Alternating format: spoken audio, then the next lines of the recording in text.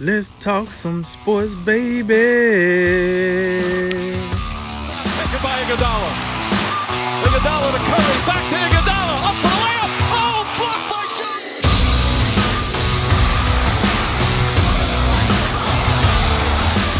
And remember, make tomorrow better than today and make today better than yesterday. And you know what we gonna do. We gonna holler at you until next time, baby. All right, guys, we'll keep it in the NFL with a look at ESPN's player rankings going into 2020. ESPN Plus ranked their top quarterbacks, running backs, wide receivers, and tight ends using a panel of 50 league executives, coaches, scouts, and players. Each voter gave their top 10 to 15 players on each position group. The lists were ranked, and then ties were broken to determine the final rankings. All entries are being considered just in 2020 in a vacuum, no weight to prior achievements nor future projections. So, Jay, we'll start with the quarterbacks. What do we have, and what do you think? Oh, sorry. Let's run down the list of them. I probably should tell you. I should probably give you the list, huh? Yeah, you think I should do that?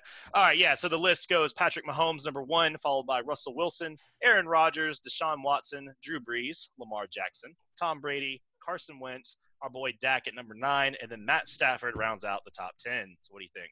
Yeah, no brainers up front. Mahomes is the best quarterback in football. I think Russell Wilson is the second best. I think Lamar's a little low. I mean, the guy's a reigning MVP. I mean, I think that's got to count for something. I know we'd like to see some playoff success, but understanding what he did last season, how spectacular he was, I would put him at 3. I like Watson in the 4 or 5 range, and I think him and Carson Wentz to me are interchangeable. I've got Wentz 4th on my list, and then those new wave of guys are what I'm looking at, as opposed to the Aaron Rodgers and Drew Brees. I've got them at 6, 7, Tom Brady at 8. And you already know what time. You know that Dak Prescott is nowhere near the top 10 for me. He's about at 14th right now. I got Stafford at 16th.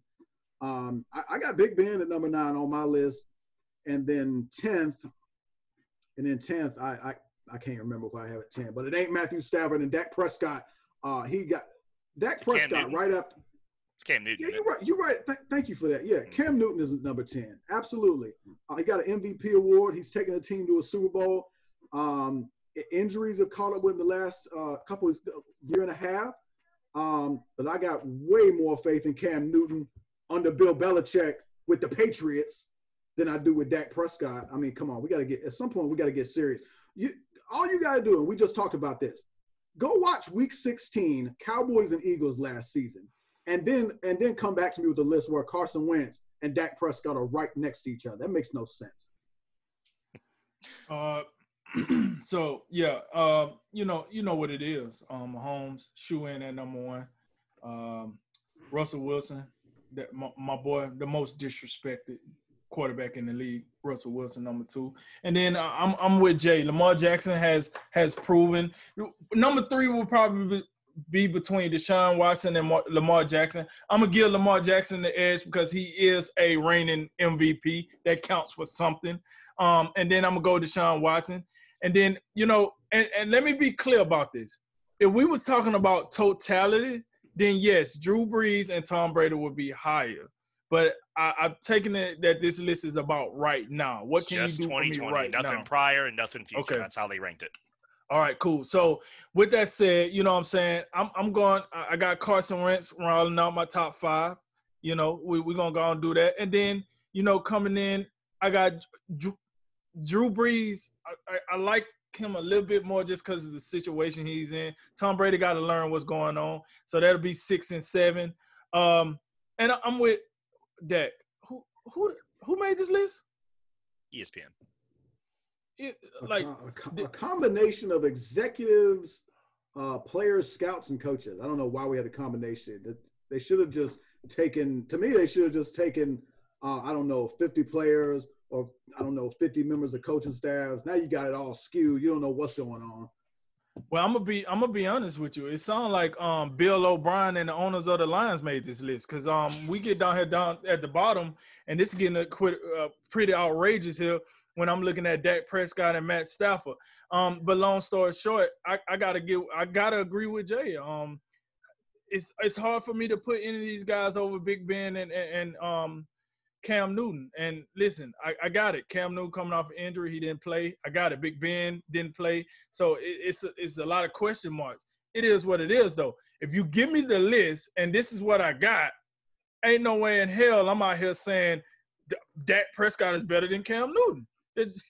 What are we talking about here? So, that's apples and oranges. So, yeah, when I go to that list, I round out my top 10 with Big Ben and Cam Newton and Big Ben as well. And that's how I'm looking at it. But listen, this list is pretty doggone disrespectful. All right? I don't know. Jeff Fisher, I don't know if you behind this, but this ain't it. This ain't it. Let's get some more credible people. Let's actually get some people that actually watch the NFL, because whoever made this list must be watching the XFL, because they tripping at the bottom end of this. That's all it is to it. Sorry about that rant. Let's move on. Yeah, I mostly agree with y'all. I would definitely have Lamar Jackson probably fourth behind Rodgers, Wilson, Mahomes, in that order, or 1 through 3, and then I like Matt Stafford. I think he's always been a little underrated in Detroit, but he ain't winning. So sorry. Yeah, I kick Prescott and Stafford off. I replace them with Newton and Big Ben in some order or another. So we'll go ahead and move on to running back strength. Number 1, we got Saquon Barkley, followed by Christian McCaffrey, Ezekiel Elliott, Alvin Kamara, Derrick Henry at the top 5, and then Dalvin Cook, Nick Chubb, Joe Mixon, Josh Jacobs, and Le'Veon Bell round out the top 10. What do you think? Hey, Le'Veon still bowling? All right, never mind. I think he is. Number 1, I'm going Christian McCaffrey. Hey, the guy that proved he's the goods. He is the goods. Unfortunately, he played for Carolina. This is what it is. And then I go Saquon. I would take Saquon Barkley second. Listen, I know he came off the injury, but if you actually go back and look what he did after he came back from that injury, the man, if the Giants was in any position to win anything, he would have got them over the hump. But they wasn't, so I will flip those guys. I'll probably have Chris McCaffrey first, Saquon second, Zeke. I can keep him at third, Derrick Henry fourth, and it's a thin line between, because I really like what Derrick Henry. Like, if I look at this list, right, Derrick Henry is the one true guy on this list that I can legitimately say he can carry a team. He can legitimately carry a team. Zeke, I got it. I know what people want to say about Zeke. But Zeke, sometimes he just don't come with it. He just he's just flopping around. I think if Zeke would have played a little bit better than he already have, Dak is this. We ain't talking about Dak no more. He's probably out of here. Andy Dalton might be the starting quarterback or some trash. But here or there, yeah, got Derrick Henry coming in at that smooth 4. Then I probably go lean towards. I think I like Dalvin Cook at this point a little bit better than I like Alvin Kamara. I'm going Dalvin Cook 5, Alvin Kamara 6. I don't mind Nick Chubb being at 7. Not a big fan of old Joe Mixon now, so he can go ahead and slide down a little bit. I'll probably put Josh Jacobs there at 9. And Joe Mixon, he could probably Josh Jacobs at 8, Joe Mixon at 9, and then I'll probably find another running back, because Le'Veon he ain't making my top 10. I'm sorry. How this dude is, when he was with Pittsburgh, he was a top 10 quarterback. Since then, it's gonna be hard to sell me on that. He's just been cutting the food, cutting the buck. So, for the sake of this list, he'll come in at 10. But I personally would not have Le'Veon Bell in my top 10. That's what I got. It's pretty interesting. I think we're pretty much on the same wavelength here. I would bump Barkley down to 3 and bump up Christian McCaffrey and Ezekiel Elliott to the top 2. And same thing with 4, 5, and 6. I would take down Kamara 2 spots and bump Henry and Cook up 1. I think Chubb's about right there at 7, and maybe you could bump him up to 6 and move Kamara down 1 more. And then I think Josh Jacobs absolutely belongs on this list. He was absolutely fantastic last season. I'm really not enamored with Joe Mixon. I think part of that could be the Cincinnati bias, and I just don't watch them because they're bad, and they're bad often. So I don't know. I really don't know how good Joe Mixon is. But Le'Veon, you were highly disappointing last year. In the past 2 seasons, you sat out a year, and then last season, you may as well sat out last season because we couldn't find you. We couldn't find you in your 3.2 yards per carry average or whatever it was. Only on social media bowling. That's the only place. Yeah. Strike in bowling. But what a terrible performance. And part of that is because I had some faith in him in fantasy, and it was not rewarded. I would bump Bell and Mixon out of here, and I think you could. I think you'd be well served to give a combination of Aaron Jones, Mark Ingram, and one more I was thinking of. Oh, Leonard Fournette. This is about the only time you're going to hear me say something positive about Jacksonville. Give Leonard Fournette some love. I was going to mention that as well, and I wasn't just being a homer. Yeah, I mean, I agree with the top three. I would put Christian McCaffrey 1 and Zeke 2. It's not Zeke's fault the Cowboys don't give him the ball anymore. Saquon to be 3, and then the rest of these guys. Yeah, I mean Derrick Henry's been inconsistent at times, but if we get that playoff Derrick Henry, then yeah, forget about it. He's probably top 3. The rest of the guys in the back half, I would agree. Le'Veon needs to be off this list. This is for 2020. What on earth is he doing here? I don't understand at all. I mean, I could even argue that Chris Carson or Leonard Fournette, like Aaron Jones, like some of the guys you mentioned, I could say Lamar Jackson's a better running back than him right now. I mean, come on, like what are we doing?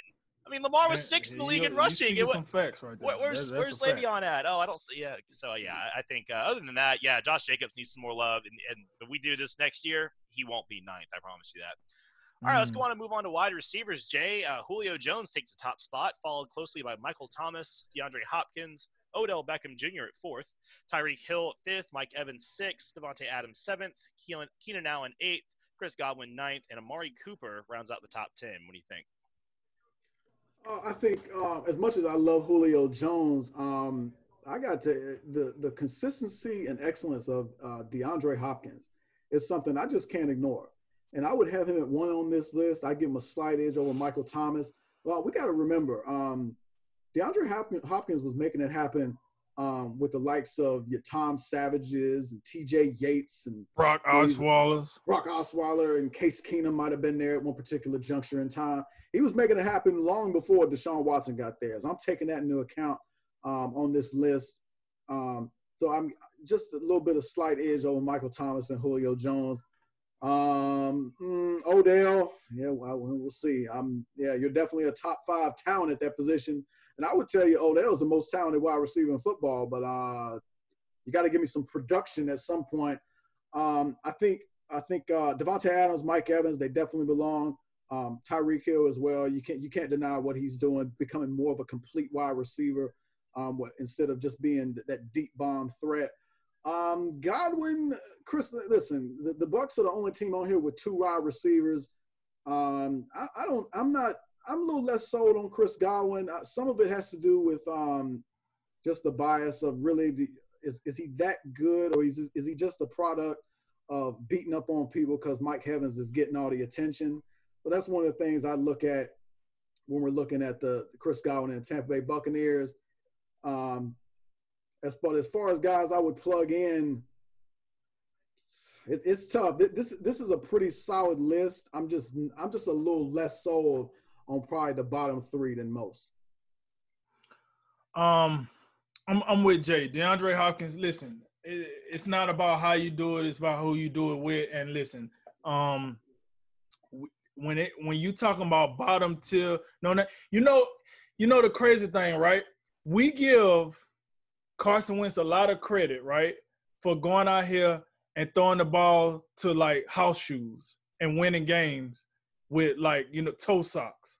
Well, that means we should give that same credit to DeAndre Hopkins when you got, swipe or no swiping throwing you the ball. Like that you seriously, like when you got this mismatched crew, this practice squad crew throwing you the ball and you still a 1,000-yard receiver, you still an all-pro receiver, that means something, man. That really means something.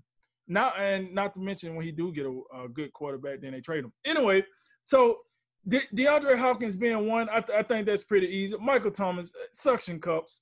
I mean, he don't really give you he don't go down the field a lot, but it don't matter. He's dependable, and that's all you really care about is the fact that he's dependable. If I throw the ball to him, he's going to catch it. That matters. And then, Julio Jones. Look, Julio Jones been on top of his game for quite some time. But, Julio Jones and Michael Thomas, to their benefit, they have had the same quarterback throwing them the ball, to be perfectly honest. And so that's why I got both of those guys behind DeAndre Hopkins. Odell Beckham, let's go ahead and get him out of here. Listen, he ain't done that in the hot one. I mean, honestly, give me his most significant, yardage or anything since he made the catch. He made the catch, and what has he done since then? Like, he kicked that goal net, practice net over. And they punched him back in the face, if you remember correctly. He did so he made a pretty good donation at the national championship game, didn't he? A lot of money on the field and stuff. Oh yeah. That's what he did. He out there getting drunk with college kids. Like, come on, man.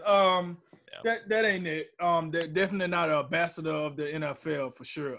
That ain't it. So he might mess around, fall all the way off of my list. I'm gonna tell you who I got number 4. This might be a quite surprise. As much as I like Tyreek Hill, much as I like Mike Evans, I'm gonna go with Devontae Adams, and here's why. Listen, so Tyreek Hill plays on the offense with Travis Kelce, Mecole Hardman, Sammy Watkins this year, and then he got Patrick Mahomes throwing him the ball. Mike Evans also play on the offense. Yeah, we know 30 for 30, Dirty Crab Legs was throwing him the ball, but he also had another guy on the other side that was taking away, some coverage. Listen, Devontae Adams had Scantley, Jimmy Graham. Don't make me list them. You know what I'm saying? Lazard. Lazard. Yo, he had a seafood ball. That's what he had. It was him and a seafood ball over there. Like, let's be real here. I think Devontae Adams deserves a lot of credit that he had to play so well that he actually earned Aaron Rodgers' confidence. Like, Aaron Rodgers, like, hell, if I got to throw it to one dude, that's what I'm going to do. I'm going to throw it to this one guy. I'm going to keep doing it and keep doing it and keep doing it. And because, I ain't worried about it. My organization going to draft me another wide receiver. Wait, bring that back. So, I got Devontae Adams coming in at that smooth number 4. Then I got Tyreek Hill 5. Then I got Mike Evans 6. Don't really have a problem with Keenan Allen being where he's at. I can accept Keenan Allen because I think Keenan Allen is an underrated wide receiver. Well, I guess if you take away the fact that he's very injury prone, but when he's on the field, he's very productive. So I could keep him at 8. Chris Godwin, I don't got a problem with him being at 9. I like Amari Cooper, right? I don't know if Amari Cooper is a top 10 guy, but to keep this conversation going, I would say I would keep Amari Cooper coming in at my 10. I got a late substitution. I would put in T.Y. Hilton and take out Godwin. Okay. Yeah, the top 3 are hard, because I've long held the opinion that DeAndre Hopkins is the best wide receiver in football, like you said, for what he's had to work with, what he's had to overcome.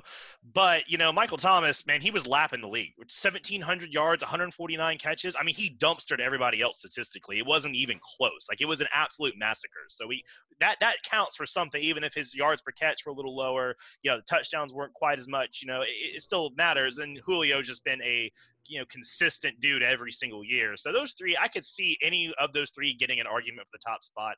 Can't be mad about that. Yeah, Odell's got to go down on this list. I'd also throw in Kenny Galladay. Led the league in touchdowns last year and had just as many yards as any of these other guys had. So that's probably another dude that kind of flies under the radar. But I would maybe put him in around 9, 10, maybe take out Chris Godwin. But Chris Godwin was 3rd in the league. For whatever reason or another, he was 3rd in the league in total receiving yards. So it's this is probably the most subjective group of guys, is that there's so many factors based off your team, quarterback, etc. to go with. But all right, Jake, we're going to wrap up with the tight ends. So we have George Kittle leading the pack, followed by Travis Kelce, Zach Ertz, Rob Gronkowski, Darren Waller rounds up the top 5. On the back end, we have Mark Andrews, Evan Ingram, Hunter Henry, Austin Hooper, and Jared Cook. What do you think? All right, so listen, sign, seal, and deliver. That's going to get those first 2 out the way. George Kittle has earned every bit of the right to be called the best tight end in the game. Travis Kelce has also earned the right to fight him for that title. Those two, and then let's get to the real list. Zach Ertz has been very, very productive, but, I don't know. Sometimes I don't know if he be hurt, and sometimes he's not as dependable. I mean, it was a point I thought that he was just as good as those other 2 guys. As of late, I'm not really into it as much. Gronk. It's weird because that's why I asked the question earlier. Are we talking about totality or are we talking about the season? And you guys said we're talking about the 2020 season. Mm-hmm. The only reason I think Gronk is this high is because Tom Brady is going to be throwing him the ball. Because imagine this. What if he had to go back to New England and he would stay with New England and it was Jarrett Stidham throwing him the ball? Are we even talking about this? I don't think so. Gronk is one of the greatest tight ends to play the game, no doubt about it. But number 4 right now, I'm sorry. I'm gonna be honest with you. I'll take Mark Andrews over. Or did I say Mark Andrews? Because that's my number 4 tight end. Let me show you how impressive Mark Andrews was. He played on a team with 2 other like elite level tight ends. Their offense was based around 3 tight ends. And he still found a way to separate himself from the other 2 tight ends. I was very impressed with what Mark Andrews showed me last year. I have Mark Andrews at number 4.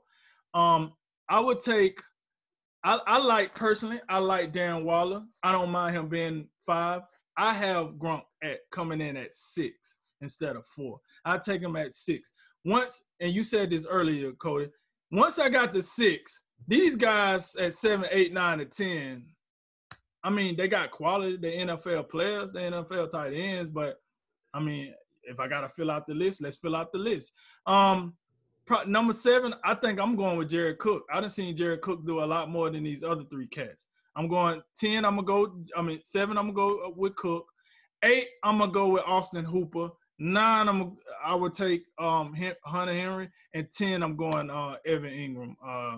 Just based off what I done seen thus far with these guys, that's how I feel about that. But I'm going to be perfectly honest. I was flopping around after we got done with 6. These rest of these guys kind of was a mix and mingle, Chex Mix package. Yeah, I would go even so far to say I think I checked out right after 4, right after Gronk. Thank the good Lord that he made a return, or else I'd be even more of a quick checkout after 3.